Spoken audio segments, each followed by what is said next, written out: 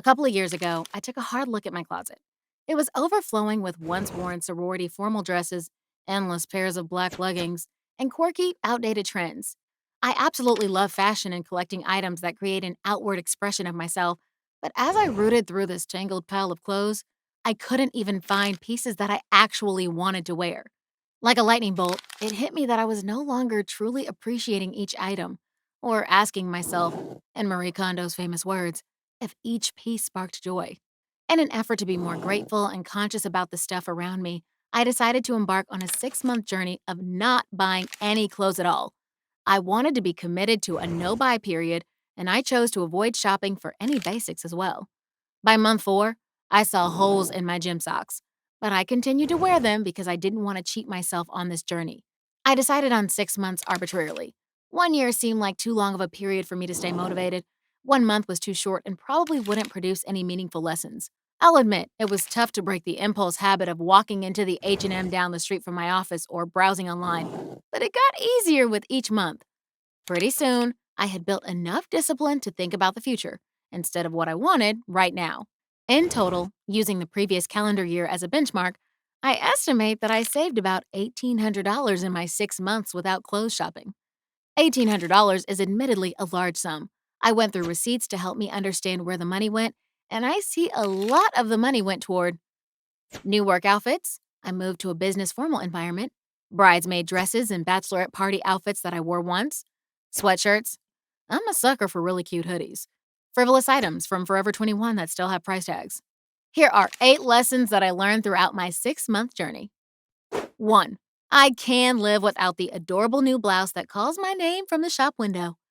I learned that I am mentally strong and rational enough to resist any impulse purchase. Plus, there will always be something cuter next season from some other brand. Even though there were a few times where an amazing pair of heels tugged at my heartstrings, I moved on and soon forgot about them. 2.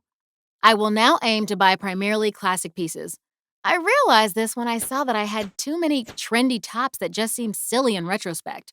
Classic doesn't necessarily mean expensive, and you can find plenty of timeless silhouettes at affordable shops and then get them tailored to your body.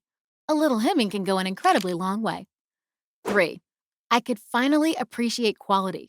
Without any new clothes in rotation, I could clearly see that my fast fashion pieces from Forever 21 and H&M were deteriorating faster than some of my investment pieces that I had spent more money on. Now when I go shopping, I think about what types of clothes I'll get the most utility out of. For instance, a wedding guest dress or business suit, and splurge on those because I want them to last. 4. I really hate dry cleaning. It costs a ton.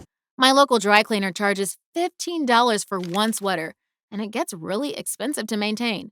From now on, I plan to buy primarily washable clothes.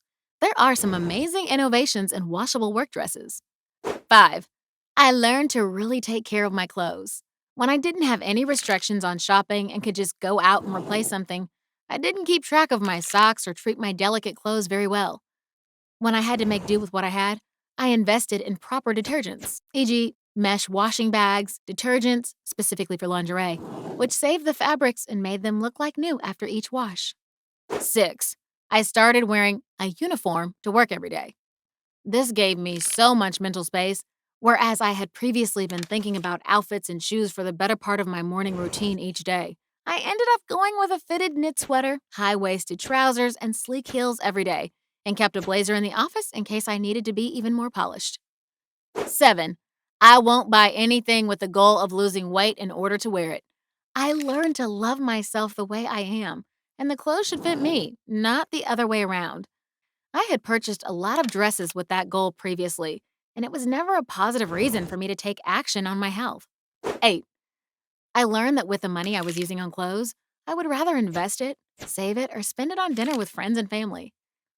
As much as I treasure the endorphin rush of finding clothes that make me feel and look amazing, I realize that, for me, it's more worthwhile to work on building my future or creating experiences with people I love.